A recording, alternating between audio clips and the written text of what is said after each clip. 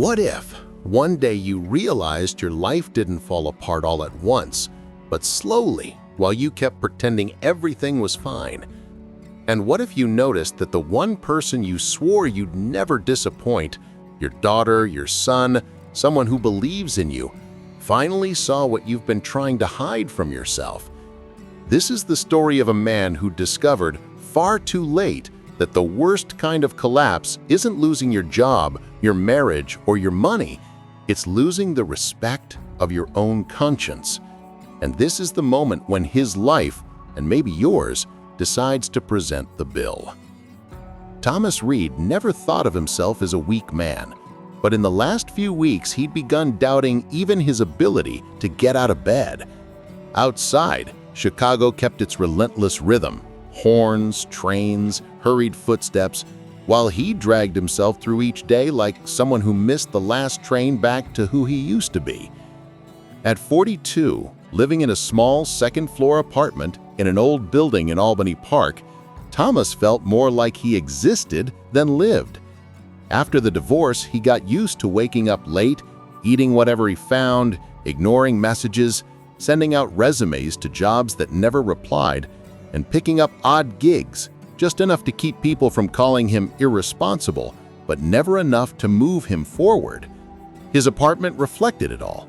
Dishes stacked up, unopened mail, half a dozen notes on the fridge with long expired dates. He hadn't always been like that. Years earlier, he truly believed he could be someone his daughter, Emily, would look up to. He wanted to be the kind of father who inspires. But as disappointments piled up, the job he lost, the marriage that collapsed, the constant feeling that he'd never become the man he once hoped to be, he began shrinking from the inside. And without noticing, he stopped trying. It was an ordinary afternoon when Emily asked to see him. Embarrassed by the state of his apartment, he suggested a quick walk in the park. She agreed, happy just to spend time with him. They walked in silence for a few minutes, until gathering a quiet burst of courage, she asked the question that would change everything. "Dad, why did you stop trying?" He froze. The air seemed to cling to his lungs. There was no reproach in her voice, just a sincere concern that hurt to hear. A 12-year-old shouldn't have to say something like that. She shouldn't have to carry that kind of fear. Thomas tried to answer, but nothing came out. The question hung between them, sharper than any argument could ever be. Emily squeezed his hand as if asking him to come back, to wake up, to really see himself. He forced a small smile to mask the impact, changed the subject, and kept walking. But the words had already settled inside him, like a verdict he could no longer ignore. That night, back in his apartment, Thomas sank into the couch. The silence felt hollow, as if it echoed his daughter's question. He stood and walked to the window. The city glowed beneath him, indifferent to the man staring out as if watching a world he no longer belonged to. His reflection looked back. Tired eyes, unshaven face, slumped shoulders. A man who'd lost more than possessions or titles. He'd lost direction. His failed marriage flashed through his mind. The final argument with Melissa, his ex-wife, who had tried to push him to keep fighting. The day he was fired, a clean cut after months of pretending everything was fine. The promises he made to himself and never kept. Thomas took a deep breath. Emily's question burned. There was no escaping it. He wouldn't get another chance with her, not if he kept going like this. He couldn't let his daughter grow up believing her father had given up on her, or on himself. He rubbed his face over, exhausted, but something inside him shifted. It wasn't motivation, it was necessity. A small decision, fragile but real. Tomorrow, I start, even if it's the smallest step. He whispered to himself, with no one to witness it but his own conscience. It wasn't a vow of transformation. It wasn't a grand promise, just a point on the map, a micro beginning, a spark. But for the first time in a long while, Thomas felt he could do something other than hide. His daughter's question, gentle and piercing like an open wound, would be the force pushing him forward. And as the night deepened over Chicago, he realized he wasn't facing advice, he was facing an emotional ultimatum. And maybe that was exactly what he needed. Thomas woke up the next morning before the alarm, not out of determination, but because insomnia, his old companion, decided to remind him of everything he'd been avoiding. The gray morning light slipped through the cracks in the curtains as if barging into the room without asking permission. In that muffled silence, the apartment felt even smaller. He got up slowly, his body heavy, as if he were carrying weeks of built-up exhaustion. Even if it's the smallest step, he repeated to himself. But in the state he was in, even the smallest step felt like Everest. The sink was full of dishes. The table was covered with papers he hadn't opened in months. Bills, letters, termination documents, notices. The empty bottles in the corner seemed to stare at him with sarcasm. It was easy to see why he had stopped trying. Every simple action carried an overwhelming emotional weight. Making the bed meant deciding he had a plan for the rest of the day. Washing a dish meant accepting the idea that someone might visit, though no one ever did. But driven by his daughter's question, he started anyway. He washed one glass, then another, wiped down the sink, made the bed, clumsy and uneven. Nothing admirable, nothing inspiring, just necessary. When he stepped outside for a short walk, the streets of Chicago felt different. Not aggressive, but indifferent, as if whispering, "You move or you're left behind, and it matters to no one but you." And strangely enough, that pushed him forward. On the way, he passed a coffee shop. He stopped in front of the window. Inside, people typed on their laptops, focused, productive, juggling schedules and deadlines. Parents talked about meetings, projects, trips. That scene poked at him like a cruel reminder of who he used to be and how much he had withered. He went in just to buy a cheap coffee. When he picked it up, his hand trembled, not from the cold, but from something he hadn't felt in a long time. Shame mixed with longing. He wanted to belong to that world again, the world that now felt as far away as the moon. He sat near the window, watching life move around him. A young executive a few tables ahead edited slides on her laptop and spoke on the phone with a precision he recognized. Thomas had been in rooms like that once. Meeting rooms, presentations, decisions that mattered. But now, sitting there, he realized he couldn't even remember what it felt like to be useful. He watched people come and go. Transit workers, delivery drivers, teachers, parents walking kids to school. Everyone heading somewhere. He wasn't. When a group of parents walked past the window, some rushing, others smiling as they handed colorful lunchboxes to their kids, Thomas felt his chest tighten. He remembered picking Emily up at school. He remembered how she'd run toward him, hair flying, backpack bouncing, sharing little stories as if they were treasures. He wasn't that man anymore. He finished his coffee slowly, trying to stretch the moment so he wouldn't have to face his life again. When he stood to leave, he noticed a mirror by the door, insignificant to anyone else, but a judgment to him. His face looked older than his age, beard uneven, eyes dull, the reflection of someone always a breath away from giving up. He walked home slowly, trying to organize thoughts that always slipped away. Climbing the stairs to his building, he found a neighbor taking out bags of trash. "Rough day?" the man asked, friendly. Thomas hesitated. He thought about answering with sarcasm, but even that felt like too much work. "It has been," he admitted. The neighbor smiled with a kind of kind understanding. "Everybody starts somewhere. The important thing is not staying stuck." A simple phrase to most, but to Thomas, It echoed just like Emily's question, and it was enough to keep him moving a little longer.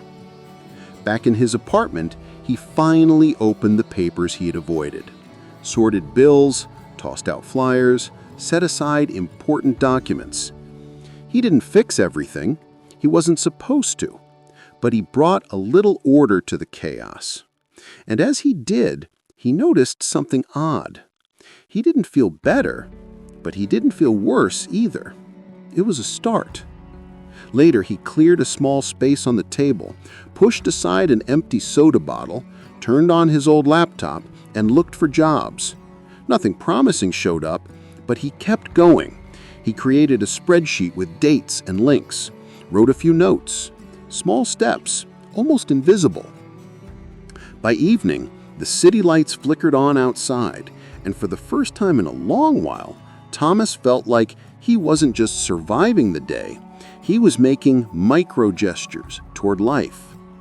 Emily's question echoed in his mind, uncomfortable but necessary.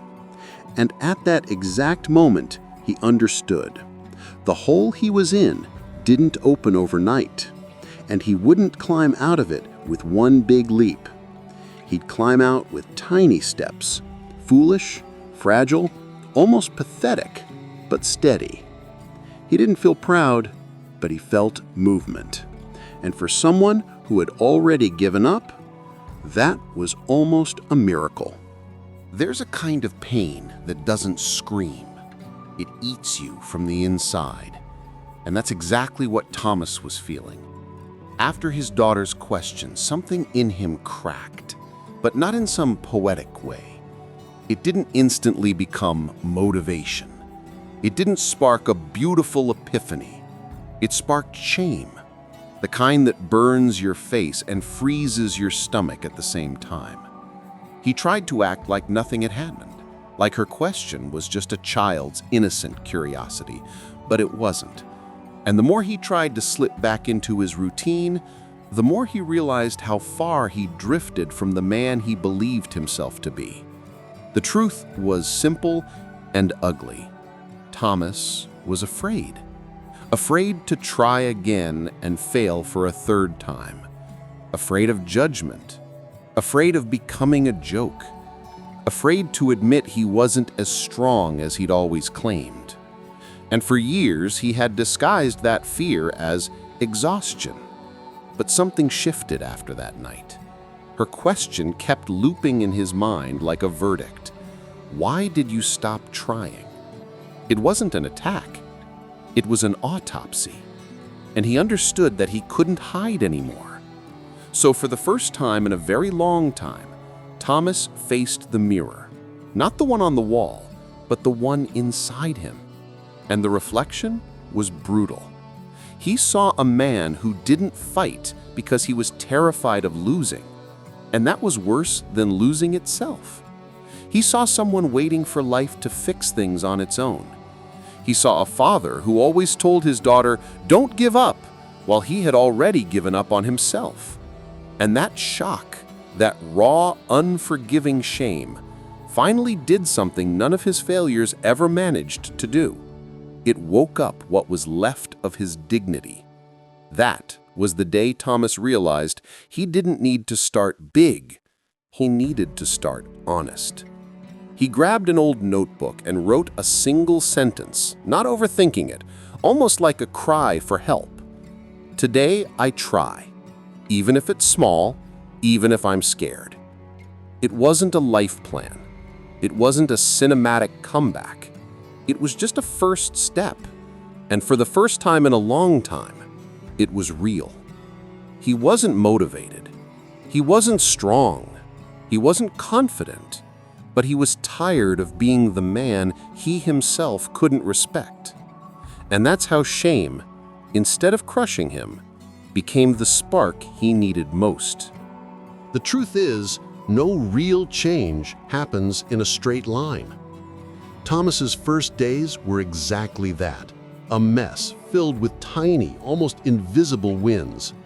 He woke up early and then ended up collapsing on the couch for 2 more hours.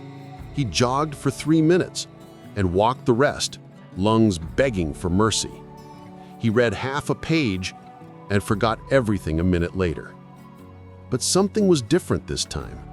He was finally showing up for himself. And when a man starts showing up, even crooked, even exhausted, the world notices.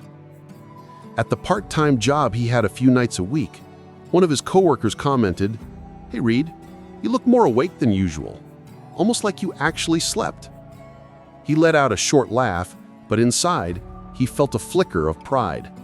Nothing extraordinary, just a quiet reminder that discipline leaves traces, even when no one's looking for them. He also started cleaning the apartment, not to make it pretty, but because he was tired of living inside his own collapse. He hauled out bags of old trash, scrubbed the sink that had become a permanent monument to guilt, folded clothes he had been using as an excuse not to step on his own floor. Each small task seemed ridiculous, but Thomas noticed something years of shame had buried. He still had strength. He had just forgotten. One day, while organizing the table, he found an old drawing his daughter had made, him sitting at a computer, with a childish note scribbled on the side. "My dad works a lot because he's strong." That scrap of paper almost broke him, not out of guilt, but because it reminded him of what he once believed was possible. And in that moment, he realized he didn't need to go back to the man he used to be. He needed to become the man his daughter still believed he could be. That shift didn't give him superpowers, but it gave him direction. Without even noticing, he began creating small rules that actually fit his current life. 10 minutes of walking, even in the rain. Reading one page, not a chapter. Sending 3 resumes a day, not 100 at once. Sleeping with his phone outside the bedroom so he wouldn't disappear into it. And for the first time in a long time, it wasn't perfectionism, it was consistency. The exhaustion still came, of course, and some days he failed miserably. But now failure didn't mean quitting. Failure meant trying again tomorrow. Exactly like an adult who knows life doesn't reward laziness, but respects effort. Then he saw it. A small job posting online, a position at a company Thomas had always dreamed of working for. Solid team, steady income, stability. The kind of opportunity he always told himself wasn't for him. Before, he would have closed the tab. This time, he felt afraid, but he clicked. When he saw the list of requirements, the old Thomas would have vanished. Now, he took a breath and faced it. If I don't try, I stay exactly where I am. If I try, at least I become someone who takes action. The process was tough. A technical test, a presentation, a final interview. All the things that usually exposed every one of his insecurities. While the other candidates were cramming the night before, he followed the method he'd been practicing for months. A little every day. He breathed, he organized, he moved forward. He didn't try to look brilliant. He tried to be solid. And that was enough to turn a broken man into someone who could finally stand on his own weight. In the final interview, the HR manager asked, "Thomas, what makes you confident you can handle pressure?" He answered without drama, without a rehearsed speech. "Nothing guarantees it, but I show up now even when I'm not at my best, and that's more than I could say about myself a few months ago." Silence. A good silence. The kind that follows the truth. Days later, he got the call. The recruiter's voice was calm, professional. "Mr. Reed, welcome to the team." He closed his eyes. He didn't cry, but he felt his whole spine straighten, as if his body was whispering, "Finally." And when he told his daughter, she ran to him and hugged him with a strength he hadn't felt in years. "See, Dad? This is what happens when you try." He didn't say a word. He didn't need to. Knowing she saw him as someone who tried again, that was enough. That night, sitting on the same couch where he had hidden so many times, Thomas understood something he had spent a lifetime avoiding. The turning point wasn't the job, it was the decision to show up every day, even in small ways. And that was the first real victory of his adult life. 2 years pass in a strange way, fast on the calendar, slow in the body. But looking back, Thomas now saw a chasm between the man he used to be and the man sitting at his desk on that Tuesday morning. The routine that once felt like a prison had become a foundation. He woke up early, not out of motivation, but out of adult choice. He did his exercises with the calm of someone whom no longer needs to prove anything to anyone. He made coffee while listening to the radio, something he hadn't done in decades. The apartment no longer carried the smell of abandonment. It was simple, organized, clean, as if he had finally decided to live in his own life instead of merely passing through it. At work, he wasn't the brightest nor the fastest, but he was the most consistent. The kind of person who arrives on time, delivers what he promises, and avoids battles that don't matter. The kind of professional you trust. And trust, he had learned, is worth more than raw talent. Little by little, he became a reference point for colleagues who also came from messy stories. Divorced stepfather, exhausted single dad, a mother who gave up everything and then lost her direction. Broken people searching for a quiet restart. And Thomas listened to them, sometimes offered advice, but mostly showed through his own example that rebuilding is not miraculous. It's daily, it's small, it's demanding. That's when he realized something that surprised him. He had become the mentor he once needed to survive. But the biggest change wasn't at work. It was in his time with his daughter.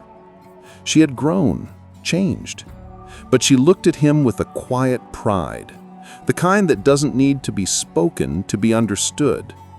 Sometimes she still repeated the sentence that changed everything. "Dad, thank you for not stopping." And those 7 words were worth more than any raise, promotion, or external achievement. That night, as he walked home through the cold Chicago air, Thomas understood the final truth. He hadn't conquered life. He had learned to walk with it. And for someone who once lived on the ground, that was victory enough. His story ends here. Yours doesn't. If life has knocked you down, burnout, divorce, shame, mistakes, loss, self-sabotage, none of that disqualifies you. What keeps you stuck isn't the fall, it's how long you stay on the ground afterward. The first step is never inspiring. It's ugly, uncomfortable, almost humiliating, but it's the only one that matters. It starts like this: 10 minutes of walking, 1 page of reading, 1 resume sent, 1 room cleaned, 1 conversation you've been avoiding. No one will applaud, no one will even notice, but you will, and that changes everything. Life doesn't reward those who dream, it rewards those who persist. And the difference between those who change and those who stay broken always begins the same way: a tiny step taken today. Everything else is consequence.